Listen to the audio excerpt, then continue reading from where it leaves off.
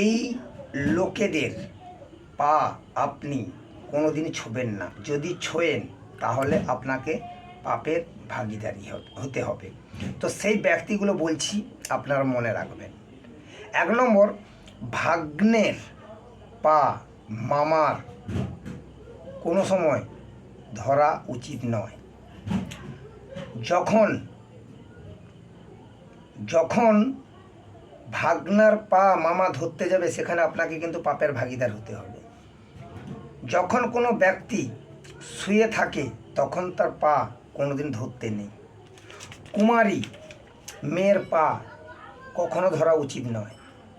সন্ন্যাসীকে তার গুরু ছাড়া কারো পা হাত দেওয়া উচিত নয়। জামাইকে কখনো শ্বশুরের পা ছুঁতে নেই। মন্দিরের ভেতর পূজারীর পা ছোঁয়া উচিত নয়। নোংরা অবস্থায় বা পেচ্ছাপে যাওয়া অবস্থায় পা ছুঁতে নেই।